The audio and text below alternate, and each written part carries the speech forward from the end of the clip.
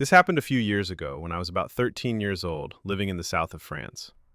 It's not the most horrific story you'll ever read, but it still disturbs me to this day. Every afternoon after school, I would take the bus to my little sister's elementary school to pick her up. She was 9 at the time. We lived in a small, affluent village outside the city, quiet, pretty, and known for being very safe. Nothing bad ever happened there. Our house was on the other side of town, built on a hill. To get home, we had to walk up to the top and then take a long, steep road going downhill. In winter, it gets dark early, and that road was almost completely unlit, only one lamppost at the top, and then pure darkness. That day felt completely normal. My sister and I were laughing and chatting like we always did. We had taken this path for years, so there was no fear at all. When we reached the top of the hill and started walking down, something suddenly felt wrong. I can't explain it properly, but I had this overwhelming sense of unease, like my body knew something my mind hadn't caught up to yet. Instinctively, I turned around. That's when I saw her. An old woman was walking behind us. I knew almost everyone in that neighborhood, and I had never seen her before. What immediately struck me was how fast she was walking, far too fast for someone her age. I was absolutely certain no one had been behind us before. I always paid attention to our surroundings because my sister was so young. When she noticed me looking at her, she smiled. It wasn't a friendly smile. It was unsettling. Something about it made my stomach drop. I'd met hundreds of elderly people in that village, but I had never felt this kind of fear before. I didn't say anything to my sister. I didn't want to scare her. I just kept walking, trying to act normal. At that point, our house was only about 300 meters away. Suddenly, without explaining anything, I said to her, "Run!" She looked confused but trusted me, and we both started sprinting. I glanced behind us, and that's when my blood ran cold. The woman was no longer just walking. She was almost running, and she was holding something in her hand. A knife. I don't even remember thinking. I just moved. I pulled out my keys, opened the gate to our house, shoved my sister inside, and slammed it shut behind us. I told my sister to go into the house immediately while I stayed outside for a moment, shaking, trying to make sure the woman hadn't followed us in. That's when I saw it. The shadow of 2 feet under the gate. She was standing there. I knew she couldn't get in. The fence was about 3 meters high, but I was absolutely terrified. There was a stranger with a knife who had followed 2 children all the way home. After what felt like forever, but was probably 2 minutes, the feet disappeared. She left. I never saw her again. Years later, we moved to the United States. I never told my sister the truth about why we ran that day. She still doesn't know. But I know one thing for sure. If I hadn't trusted that feeling, if I hadn't listened to my instincts, this story could have ended very differently. This happened to me when I was about 14. It was in 2020, in the cold winter of Canada. At that time, the confinement was obliged. Every 2 days, we would have class at school, else it was online. So after my online class, I had to practice my acting part for my theater class. Since everyone was home, I didn't want to bother anyone with my loud voice and cries. So I decided to go in the woods. So you all got to know that I live in the woods. I don't really have any neighbors, and no one walks in the woods behind my house since it's a private property. Anyway, I had asked my sister if she wanted to accompany me, but when we got out, she said she had a weird feeling and she didn't want to come along anymore and ran back to the house. So instead, I grabbed my dog, which is a pug, and at that time he was 3 years old. Important thing to know, my dog can't bark at all, and he still can't to this day. He is very social and cuddly. He would even run away with a kidnapper. So I get down my property to enter the woods. Behind the trees there are, and I get on the wood path. I know that wood like I know my back pocket. I never got lost. So as I was walking forward with my dog, I record a video of myself to see what I need to improve on my acting. That's when I see someone behind me. Of course, I turn back and look at the person. To this day, I don't know if it was a man or a woman, but that person was clothed head to toe with dirty blankets and dirty coats. Yes, coats. They had a plastic bag, a black one that we use in restaurants for the trash. It was huge.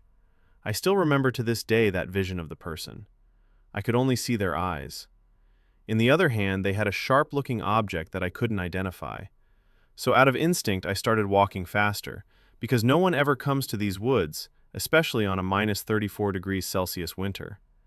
But my dog was not going forward. He was still and was not moving an inch, fixing with fear that person, and he starts barking. That's when I knew something was off, because my dog doesn't bark and likes everyone, but at that moment I could see the situation wasn't safe. So I whistle to him, and he walks but head facing back, and the person starts laughing. As they were laughing, they said, "I'm not scared of dogs." In my head, I was asking myself, why would someone tell me this? So I walk faster, telling my dog to follow me, and I hear the snow crack. The person is walking faster and starts following me. That was it for me. I picked up my dog and started running. I could hear the stranger running after me. Then I get to a dead end. There's 3 thoughts going through my mind. 1, going straight forward between the trees until I find a path. 2, jumping off the snow cliff that is at least 10 feet high. 3, go back on my feet and run for my life.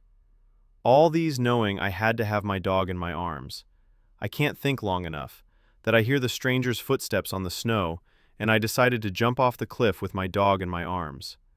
I was being swallowed by the soft snow, because here in Canada there can be up to 3 feet tall snow on the floor.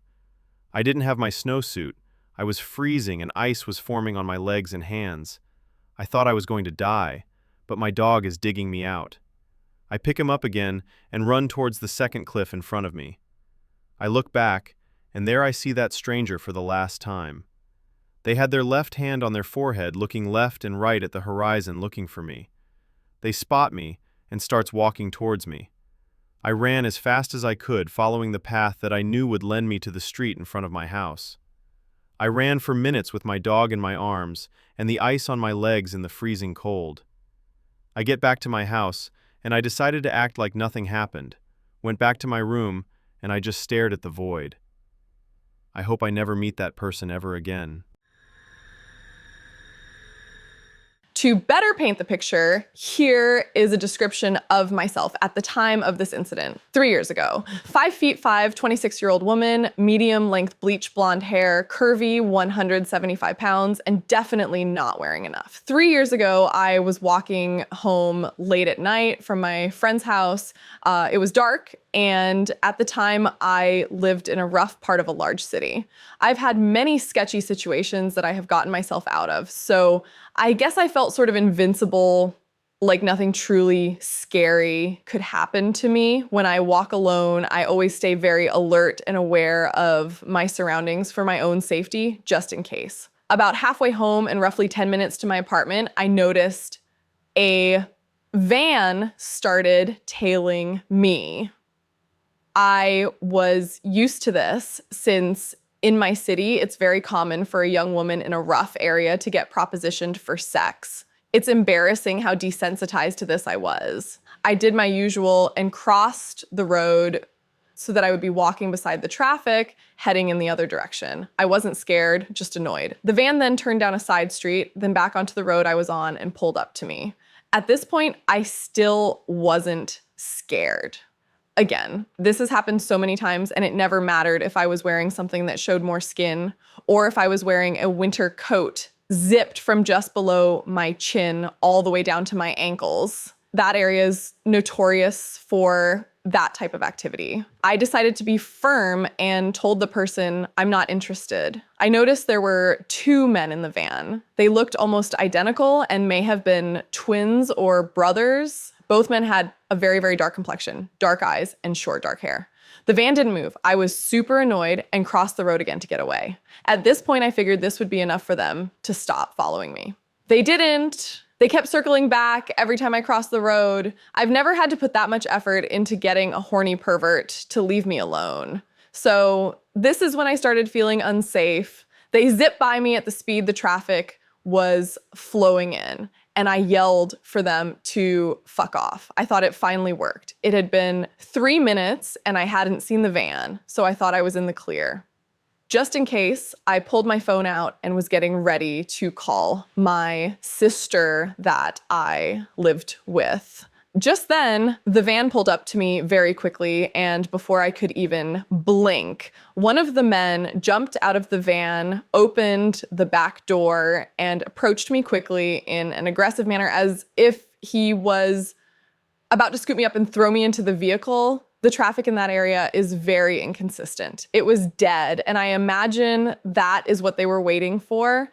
Just as the man was about to place his hands on me, I tilted my phone and said, "You are being filmed in my live video chat. I gave my friends your license plate number and the police have been notified."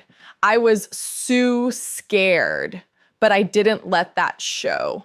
I stayed as calm as I could. The man paused like he was considering if I was bluffing or telling the truth, so I tilted the phone more as if to give the fake audience a better look at him. He then jumped into the van and they sped off. I have never been the same since that night. I'm afraid of walking alone now, even in the daytime. Stay safe out there. Two creeps in a van, let's not ever meet. I hope karma finds you both soon.